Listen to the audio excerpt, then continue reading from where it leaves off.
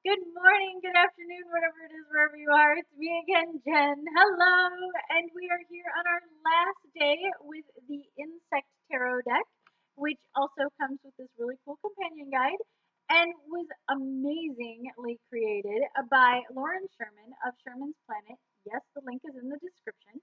And these cards were gifted to me by my dear friend Frith, who makes some really cool Gallifreyan circle art.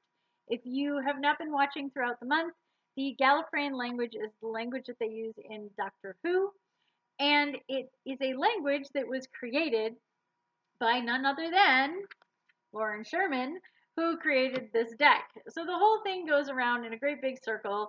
Frith and Lauren are apparently friends, and so I got access to this deck, and I'm super excited about it. It's been a real blast to read from this deck, to learn about bugs, to learn about glyphs, to learn about different languages, and to really experience somebody's artistic ability in a unique deck that I gotta say, I don't think I've seen too many bug decks out there. So this is really fun. I don't know that it is a deck for everyone.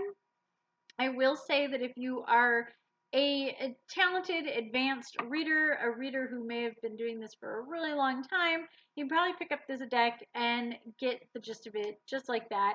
The font on the deck is super easy to read and very clear. So even if you are maybe not so sure about the symbolism of the cards, it does come with a companion guidebook and you can look it up. It also has like really cool information about bugs in the companion guide, and I've enjoyed looking at that stuff throughout the whole thing and how the bug information relates back to the symbolism of each card and just the unique and creative way that Lauren built the deck. So, without further ado, let's see what our final card is. It kind of breaks my heart a little at the end of every month that I only have one more card to do with each deck. But let's see what we've got because I am also really excited.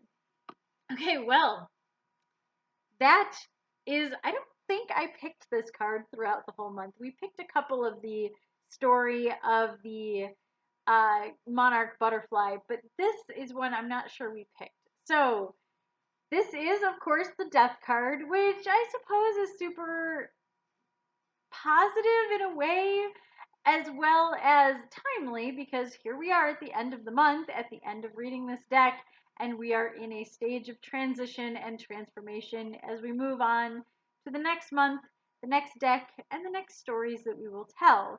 So the death card is card number 13 in the major arcana. We all know this if we have done any kind of tarot reading, or if we haven't, thank you, Hollywood. The death card comes up an awful lot. And I say awful in response to Hollywood's use of the card because let's be real, every time it comes up in a movie or a TV show, it means someone's gonna die. So Hollywood, wake up just a little bit. Not doesn't always mean somebody's gonna die. It's not that cut and dry. It is a transformation card. It's a space of kind of that liminal, transformative nature of life, which death is involved in. In this case, I do like the way Lauren represents it. It is the chrysalis because the caterpillar crawls up in and creates this chrysalis and then literally turns into goo to become the butterfly that will come out of this. So the other thing is this glyph up here does say the word death. I'm not super good at reading the glyphs. I've gotten better throughout the month, and I can probably pick out a few of the letters or at least how the letters happen in there, but I only know that it says death because it says death there, and because I know that that's what Lauren said in the companion guide. So I'm totally trusting that it doesn't say like the F bomb or something.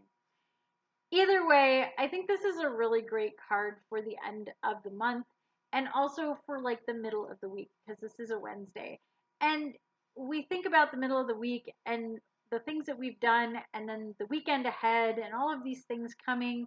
And it is kind of this middle space of how do I transition from work week to weekend, or how do I transition from one month to the next, or one project to the next, one part of who I am to the next. Also, this is a holiday weekend coming up.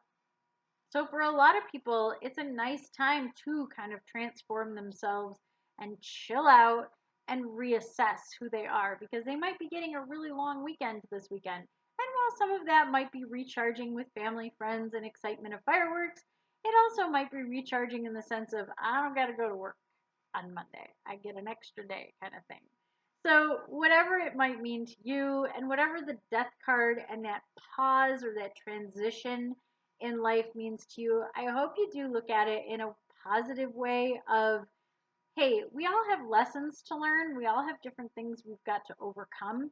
And sometimes we really do transform ourselves to become something bigger, better, and more enlightened after an experience. And I definitely feel bigger, better, and more enlightened after this month because I don't think I would have read this much about bugs in my entire life if I didn't have to with this deck.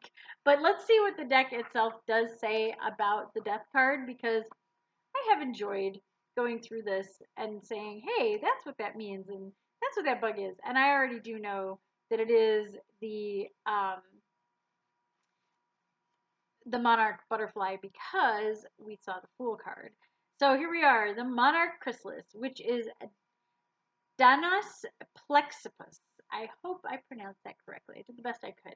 So it is the beginnings and the endings, that liminal space. I love that Lauren used the word liminal too, because I feel like that's the most accurate portrayal of the death card is liminal space.